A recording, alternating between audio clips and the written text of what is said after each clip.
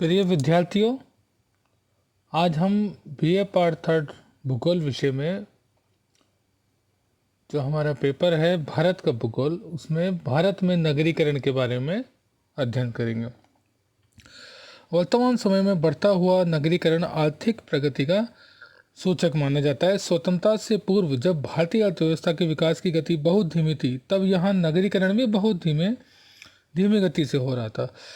नियोजन काल में जैसे जैसे देश का आर्थिक विकास होता गया, वैसे वैसे देश में नगरों की संख्या तथा नगरीय जनसंख्या बढ़ती गई। आज विश्व के अन्य देशों की ही तरह भारत में भी नगरीकरण बढ़ रहा है।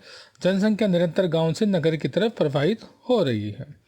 गांव से नगरों की ओर पलायन को गति प्रदान करने वाले प्रमुख कारणों में ग्रामीण जनसंख्या का कृषि पर बढ़ता दबाव, कुटीर उद्योगों का पतन, औद्योगिकरण तथा उद्योगों का नगरों में केंद्रित होना, आवागमन की सुविधा, आधुनिक शिक्षा पद्धति, बढ़ती हुई शिक्षित बेरोजगारी, नगरों में सुलभ सुख सुविधाओं के साधन, सरकारी कामकाज में वृद्धि, मशीन निर्मित वस्तुओं का गांव-गांव तक पहुंचना, गांवों में गिरती हुई कानून व्यवस्था की स्थिति एवं असुरक्षा तथा शहरी संस्कृति के प्रति आकर्षण आदि है। भारत में नगरीकरण की प्रवृत्ति की बात करें तो भारत में जनसंख्या वृद्धि एवं आर्थिक प्रगति में सुधार के साथ साथ नगरीय जनसंख्या में भी क्रमशः वृद्धि होती जा रही है। 1901 में भारत में नगरों की कुल संख्या 1827 तथा नगरीय जनसंख्या 2.59 करोड़ थी, जो बढ़कर 2011 में क्रमशः 7,935 तथा 37.71 करोड़ हो गई है।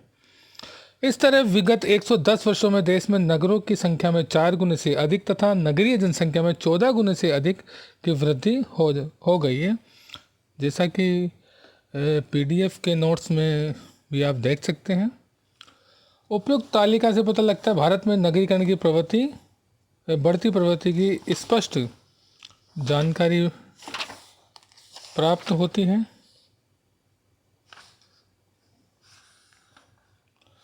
और देश में 20वीं शताब्दी के प्रथम 30 वर्षों में नगरीय जनसंख्या का प्रतिशत जो 10.84 से 11.99 के बीच रहा। इसका अर्थ ये हुआ कि इन वर्षों में देश में नगरीय जनसंख्या का प्रतिशत अधिक नहीं बढ़ पाया। इन वर्षों में नगरों की जनसंख्या में औसत वार्षिक वृद्धि का प्रतिशत 0.03 से 1.75 के मध्य रहा। इस तरह इस अवधि में नगरीकरण की वृद्धि मंद गति से रही। 1931 से 61 की अवधि में नगरीय जनसंख्या में 16.03 करोड़ की वृद्धि हुई। 1931 में नगरीय जनसंख्या का प्रतिशत जो 11.99 था, वो 61 में बढ़कर 17.97 हो गया। ये उल्लेखनीय कि 41-51 के दशक में नगरीय जनसंख्या में 41.42% की वृद्धि हुई और 1950-51 के दशक में औद्योगिकरण को बढ़ावा देने का प्रयास किया गया। इस दौरान कुल नगरों की नगरीय जनसंख्या में 1.65 करोड़ की वृद्धि हुई। इस तरह से कुल नगरों की संख्या भी घट गई। 1961 के उपरांत देश में नगरों की जनसंख्या में तेजी से वृद्धि हुई। 1971 में देश में नगरों की कुल जनसंख्या बढ़कर 10.91 करोड़ हो गई और 1911 में 37.31 करोड़ हो गई। इस प्रकार से हम देख सकते हैं 1951 से 2011 के बीच देश की नगरीय जनसंख्या में लगभग 6 गुना वृद्धि हो गई। इस तरह देश की नगरीय जनसंख्या में 1901 से 2011 के दौरान 1 से 10 वर्षों में लगभग 15 गुना वृद्धि हो गई है। नगरीय जनसंख्या का राज्यवार वितरण की बात करें तो भारत के विभिन्न राज्यों में नगरीय जनसंख्या का वितरण बहुत असमान है। कुछ प्रदेश ऐसे हैं जिसमें नगरीय जनसंख्या का प्रतिशत समस्त देश के नगरीय जनसंख्या के प्रतिशत से भी ऊंचा है, जबकि देश में कुछ प्रदेश ऐसे हैं जिसमें नगरीय जनसंख्या का प्रतिशत देश के औसत प्रतिशत से काफ़ी नीचा है। जिन राज्यों में नगरीयकरण का स्तर भारतीय औसत 31.16 से अधिक है, वे राज्य हैं मिजोरम, तेलंगाना, गोवा, महाराष्ट्र, गुजरात, तमिलनाडु, कर्नाटक, पंजाब, हरियाणा और पश्चिम बंगाल। इसके विपरीत जिन राज्यों में नगरीकरण का स्तर भारतीय औसत 31.16 से कम है, वे मेघालय, मणिपुर, उत्तराखंड, उत्तर प्रदेश, बिहार, नागालैंड, त्रिपुरा, झारखंड, ओडिशा, छत्तीसगढ़, आंध्र प्रदेश, तेलंगाना, केरल, मध्य प्रदेश, राजस्थान, अरुणाचल प्रदेश, असम, सिक्किम, हिमाचल। अब नगरों के आकार श्रेणी के आधार पर जनसंख्या का वितरण हम देख सकते हैं। नगरीकरण की प्रवृत्ति का अध्ययन नगरों के आकार तथा श्रेणी के आधार पर किया जा सकता है। 2011 में जनगणना में जनसंख्या के आधार पर नगरों का वर्गीकरण निम्न प्रकार से किया गया है। आकार प्रथम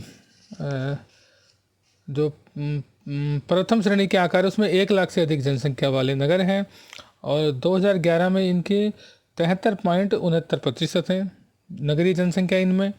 द्वितीय श्रेणी के नगर जहाँ पे जनसंख्या 50 लाख के से 99,999 है, उनकी नगरीय जनसंख्या का प्रतिशत 10.96 है। तृतीय श्रेणी के 20,000 से 49,999 जहाँ की जनसंख्या के वो हो 15.43 है।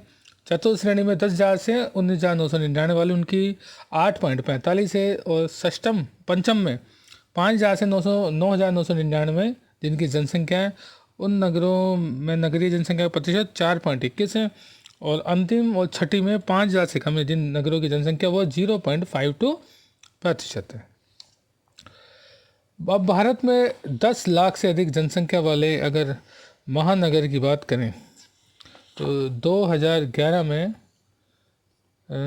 सर्वाधिक है वो मुंबई महानगर की जनसंख्या है। उसके बाद में दिल्ली, कोलकाता, चेन्नई और बेंगलुरु है और इसमें जो सबसे नीचे है वो गुंटूर है, गुंटूर महानगर, जिसकी 10,51,382 है। और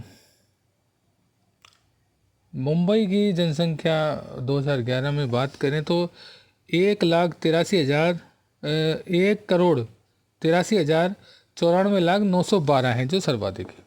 अब हम भारत में बढ़ती नगरीकरण की प्रवृत्ति के प्रमुख कारण या कारकों की बात करेंगे। पहला है जनसंख्या का कृषि योग्य भूमि पर बढ़ता दबाव निरंतर बढ़ता ही जा रहा है और जब ग्रामीण लोग जीविका प्रदान करने में असमर्थ रहते हैं तो लोग विवश होकर रोजगार की तलाश में गांवों से शहरों की ओर चले जाते हैं। औद्योगिकरण और नगरीकरण में भी घनिष्ठ संबंध है। उद्योग के विकास में बड़ी संख्या में लोगों को रोजगार प्राप्त हुआ, जिस कारण लोग उद्योग के आसपास वाले स्थानों में बस गए। तीसरा है ग्रामीण क्षेत्रों में वैकल्पिक रोजगार की कमी हो गई।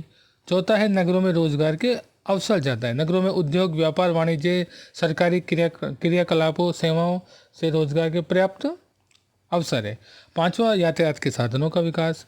छठा नगरीय जीवन का आकर्षण। नगरों में उपलब्ध शिक्षा, स्वास्थ्य, यातायात एवं अन्य आधुनिक जीवन की सुख सुविधाएं ग्रामीण लोगों को नगरों की ओर आकर्षित करती।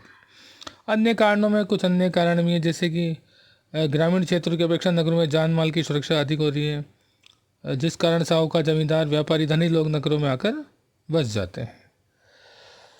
इस प्रकार से आज इतना ही पढ़ेंगे। धन्यवाद।